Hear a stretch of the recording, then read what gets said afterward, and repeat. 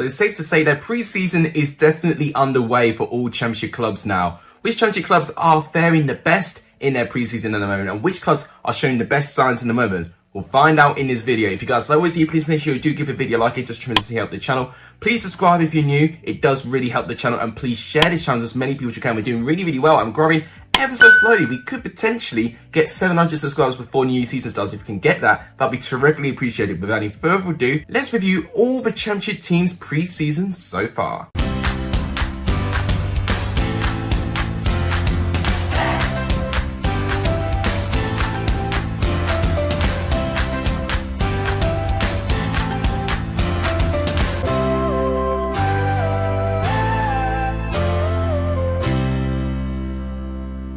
So starting off with Barnsley. Barnsley have played 2 games of their pre-season for what I've seen already, and it's both 2 wins out of 2. Now they played a team from League 2 and a team from League 1. They've started out with recently relegated Rochdale. It was a 2-1 victory, I believe. Barnsley were actually behind in this game, but they managed to overcome a comeback there. Recently, they beat Sheffield Wednesday by 2-0, obviously a Yorkshire rival, and it was an overall really confident and competent performance. Clark Adore apparently scoring an absolutely brilliant goal. What I'm seeing at the moment, from what I'm seeing with the highlights, it's very attack and press minded in terms of Marcus Schopp's style of football. So I'm going to be very excited when I see the opportunity of where I get to see Barnsley's football a little bit more. But so far, pretty encouraging signs of what I see. Birmingham at the moment, they're playing Barrow as we speak right now. We don't know the scoreline at the moment because Birmingham won't publish it, sadly. But their last game prior to that was a 3-0 victory against recently promoted Cheltenham to League 1. So at the moment, I'm liking Birmingham at the moment. I like the squads that they've got. They've not had Tarif Chong yet in the squad. Obviously, he played for Manchester United when they played against Derby recently. But it looks like after pre-season, Birmingham are going to get Chong. And I'm liking the signings. They got Dion Sanderson yesterday. I don't know if the signing is going to be that good. But one thing I do like about the Dion Sanderson signing is 2 things. 1, he's got experience in the Championship. And 2, he's going to add depth to the defensive line, which I think has been really struck in light in previous years. So I'm glad that Birmingham have got some capable options now. Blackburn at the moment looking a little bit static, and the same goes to their pre-season. They've only played 1 pre-season game at the moment, which was a 1-0 win over National League AFC Fylde. AFC Fylde as well were recently relegated from the National League as well, and are currently playing at football in the National League North. And Blackburn could only find 1 goal to get past this AFC Fylde side. I mean, Blackburn, for what I've seen, do have other friendlies being planned. They've got Bradford in 4 days' time, and then they've got Leeds a little bit later on, and that's when the season will start. But if they're going to churn out performances like that against the National League North side, Blackburn will definitely need to up their game for me. Now, Blackpool, they've played a couple of pre-season games at the moment, and with varying results. I mean, they won 7-0 against Squires Gate. Okay. 2-0 against Southport. Okay. And then a 3-1 defeat to Newport, who are in League 2 at the moment. So Blackpool have been a bit erratic with their performances. I think a lot of it is down to the new signings that they need to try and gel, and that's exactly what Neil Critchley's going to try and do with that pre-season. So it'll be fitness, but also trying to try out new systems and just seeing what works best to the new players he's got. Gradually, Blackpool want to make a step up, which is to stay in the Championship and formulate a better squad from what they had last year. If they churn out a performance like they did against Newport, then I don't have very much confidence with Blackpool. Bournemouth recently beat Ningsons by 4-2. Okay. And then recently, they lost 2-1 to Granada. And it was a really close game, actually. I was really impressed with Bournemouth's performance, actually, against this Granada side, because Granada, if you know about them, they recently were in the Europa League. I think even last year they were in the Europa League, Granada. So they're not an easy side, especially that Bournemouth, are not supposed to be in the Premier League. They're in the Championship. And I think with the right amount of players and the right amount of teams, I think Bournemouth are definitely having a good variety. They're being challenged, which I think is good.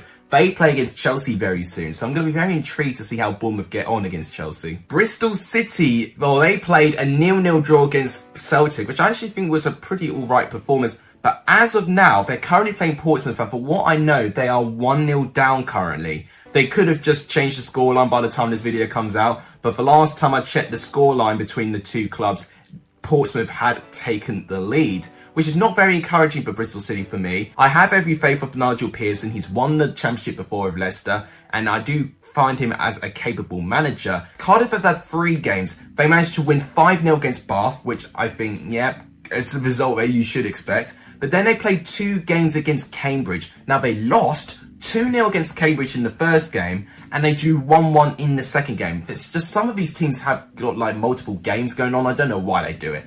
But 2 disappointing performances against Cambridge, who are recently a team who got promoted from League 2 to League 1. I think Cardiff, for me, they've got all the essentials there. They just need to get that consistency. Coventry at the moment, they only played 1 pre-season game, and it was a 4-0 defeat to Sevilla. That's right, Sevilla under Junior Lopetegui. So, I know they lost by the biggest scoreline so far out of all of the teams in the Championship. But to play Sevilla is such an interesting, matchup and such ambition for Coventry. And I gotta say, I watched parts of that game. The first half especially, when they fell behind very quickly, and I think it was to a set piece, I think it was a corner. But the rest of that first half, I thought Coventry really held their own and had chances. They just really weren't able to take them. It was good to see Martin Waghorn playing for Coventry and just see some of their new signings start to get gelled into that squad. In the second half, Sevilla did kind of run riot a little bit, but it was natural. Sevilla are supposed to be the Spanish equivalent of like Chelsea, honestly, in terms of positional finishes in our league. So it's a really tough challenge for Coventry. Derby, of course, we talked about yesterday about their disastrous situation at the moment. They recently lost 2-1 to Manchester United. Another game that I watched bits of, and I thought Derby did well with the possession. They just really weren't able to take their chances. And that was something so typical of Derby last season. So it looks like that element of it has not improved. So I don't know how I feel about Derby going into the rest of the season. And I just want to really quickly read some breaking news that I got about Derby right now. So the EFL is set to allow Wayne Rooney to sign out of contract players. Now that is very big news, because of course we heard Wayne Rooney a couple of days ago say he's not got a recognised centre-back in his squad. So this was pretty much his cry for help, saying, this embargo is really going to leave Derby with no squad. So the EFL have allowed Derby that they can sign out of contract players. And there has been quite a lot of players that are out of contract. I mean, the trialists that they had in that game against Manchester United were all out of contract. So there is a possibility that Derby could sign those players. What I think is clear, we definitely need to keep our eyes on Derby in the next couple of weeks just to see what sort of squad they're going to have at the start of the season. It's going to be really, really tough for Derby, and I do fear for their championship status this year. Fulham, just like with Blackburn, very static in the transfer window, their kit release and their pre-seasons. But Fulham have topped this off. They have played no one.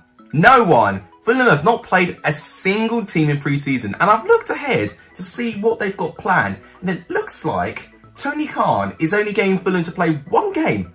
One pre-season game, and it's against Charlton as well, so it's a London-based club as well, so not much travel there either. I maybe could understand that if he wants to rest some players, but if Fulham want to change their squad, they need the fitness, they need pre-season, so I don't know about that strategy from Tony Khan. It could come back to bite them, especially shock that they're going to have when they're going to have to play against Middlesbrough on the opening day of the season, where they are going to be a lot more fresh and they're going to be really, really a tough test for Fulham to break them down. Huddersfield, they've played 2 pre-season games at the moment. They beat Harrogate by 1-0, so another team from Yorkshire that they played up against. And then they won 2-0 against Southport. So at the moment, Huddersfield, playing teams that you would expect Huddersfield to beat at the moment. I think they still got a couple of games left. But at the moment, I'm not seeing too much wrong with Huddersfield. Hull City, likewise with Fulham, have not played a single pre-season match. So that's really disappointing. But for what I have seen, they have got more games planned for pre-season than what Fulham have. I don't know why Hull have got the pre-season games much, much later than everyone else. But it's clear to me they have still planned those pre-season games. So it's not like that they're trying to not get any pre-season games before the season starts at all. I don't know why there's been such a delay. Maybe it could have been down to organising it. There was a lot of financial pressure on Hull, and of course they're one of the clubs alongside with Derby, Reading, who have been put under a transfer embargo, which I think could have made things a little bit difficult for the club as well, but not much to judge them on at the moment. Luton Town, I think, have actually been the busiest team out of all the championship teams with pre-season. For what I see, they've played 4 pre-season games. 7-0 against Hitchin Town. 4-0 against Rochdale. Okay, looking pretty good there. 5-0 against Bedford Town. Yeah, you'd expect that. And then 3-1 against Boreham Wood. 4 wins out of 4. One player who's really impressed me, well, in fact, 2 players actually, Jordan Clark and Carlos Mendes Gomez. They're the 2 players popping in with the goals. Luton, with the plethora of options they've got up front now, they can use this preseason just to see which one of the strikers is Nathan Jones going to go for. Even with midfield and defence as well, they've got a load of options, and I'm really excited to see how Luton perform this season. Middlesbrough, for me, they've only played 1 game, which was a 3-0 victory against Bishop Auckland. But for one thing I have seen, Uche Pizzi scored an absolute strike in that game as well. If you've not seen the goal, do see the goal. It is an absolute peach of a strike by Uche Pizzi, who I think will have a really important part for Middlesbrough next year. Millwall, the only game I've seen Millwall play so far is a 2-0 victory against Motherwell. Not a bad victory, to be honest with you. Motherwell, a pretty decent team in the Scottish League. I'd like Millwall to maybe go up against a Championship team, or maybe even a Premier League team if they want to push themselves, maybe like a Crystal Palace, you know, like a London-based team. Millwall, another side I'm intrigued to see the outcome of. I think Millwall just been in a bit of a wilderness for the past couple of years, and, you know, they really peaked when they got promoted from League One, didn't they? So I hope for Millwall that we can see some similar sides to that season. Nottingham Forest have only played 1 pre-season game at the moment, which was a 2-0 away victory against Port Vale. Not a bad victory for Nottingham Forest overall. They do play against Northampton Town today, which I think will be interesting. But one thing I've noticed is it's 2 League 2 sides. So yeah, you know, it's a good test for the League 2 sides, but I think personally Nottingham Forest need to play the bigger echelon teams if they want to show some practice. I think especially with Forest, for how disappointing they were last season and the expectation, especially with the manager they've now got at the helm, they definitely need some practice, but also just to have a challenge and just to have an opportunity to integrate the signs that they currently have. Peterborough have also been pretty busy in pre-season as well. They won 8-0 against Bedford Town. Okay. They won 4-0 against Stamford. Yeah, I've never heard of them. But one thing that Google was very sneaky of, they didn't include when Peterborough lost 6-1 to Chelsea. Now, I know it was a last-minute pre-season game, and yes, I know it was at Cobham as well. But it was still a pre-season game, and I felt I have to include it. I know I'm kind of snaking out Peterborough a little bit here. But Siriki Dembele was the only scorer for Peterborough, which was a penalty as well. But Chelsea ran riot. It was a brilliant performance. Pulisic was brilliant. Ziyech was the man of the match with a hat-trick as well. Overall, really impressed by Chelsea's way. And Peterborough, you know, they were really good sports about it. So I'm liking Peterborough. I really do like for what they are as a club. Preston's pre-season has been quite busy, actually. They've already played 3 teams. They're actually going to play their 4th team today against Bolton Wanderers. Against Ian Evatt, former Blackpool player as well, so that should be interesting for the fans. But they beat Bamber Bridge by 8-3. I guess that's a good victory for Preston. Then they drew 1-1 against St Johnstone. I think that's an alright result with all things considered. But the biggest eye-catching one for me is that 1-0 victory over Celtic. And the player who's really impressed me is Ben Whiteman. He's really stepped up for Preston for me. And I think he's got a really important role to fill for Preston in this following season. So it's good for me that Ben Whiteman is already getting some good performances in for Preston. QPR, at the moment, they've only played 1 pre-season game, which was a 2-1 victory over Portsmouth at the moment.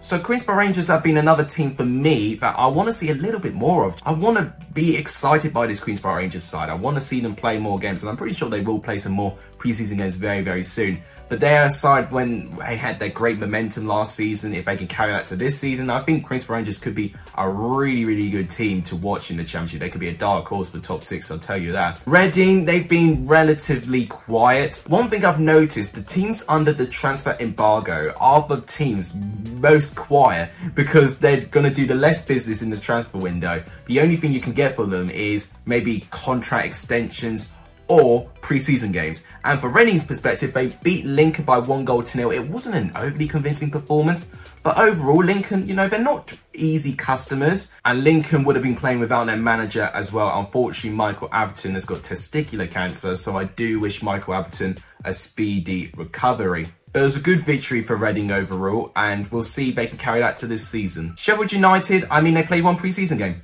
3-0 win against Europa Point. That's all I can say about that. Let's move on. Stoke City, now they played 2 pre-season games, and actually they'll be playing Crewe Alexandra today, so they'll play their 3rd pre-season game. They've not lost in any of those pre-season games. They failed to beat Hibernian, but it was a 1-1 draw, a really good battle actually, and a really good test. I mean, Stoke did better against Hibernian for what Arsenal did, so you can definitely say Stoke greater than Arsenal at the moment. And then Ninfield lost 6-0 to Stoke as well. What I've seen with Stoke, once again, a bit similar with Millwall, to be honest with you. I want to see a bit more from them. But Stoke just has been so disappointing ever since they got relegated from the Premier League. I really would like them to attack a season and at least get top 6. If I do, then I can definitely firmly say that I'm starting to see Stoke having a bit of a recovery. They just seem to be in a bit of a wilderness at the moment in the Championship, just in mid-table mediocrity, if I've got to be honest. So I hope that Stoke improve this year. Swansea, they've been another team who've not played a single pre-season game, but that is until today, because they're supposed to be playing Plymouth Argyle today. I know their squad's being picked apart a little bit, and I do have faith in Steve Cooper that they can still find a way to get Swansea to perform, but I do think more signings in the transfer window will be required for this Swansea side if they want to have the same intensity than what they had for last season. And finally, West Brom. They only played one pre-season game, which was a 1-0 victory against Woking in the National League. So a bit similar with Blackburn and AC Fowl, not a convincing performance. It was Kenneth Zahor who I think got the winning goal for West Brom in the end.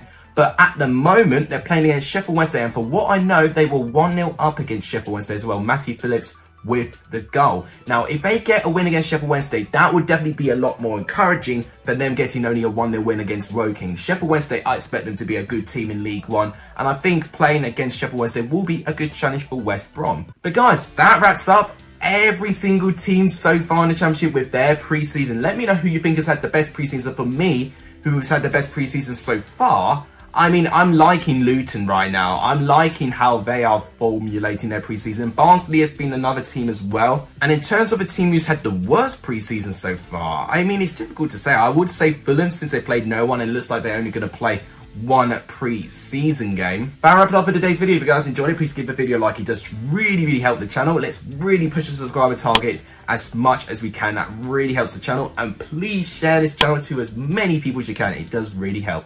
But thank you guys so much for watching. You guys are legendary if you're still in this video. And as always, I'll see you guys very soon. Take care.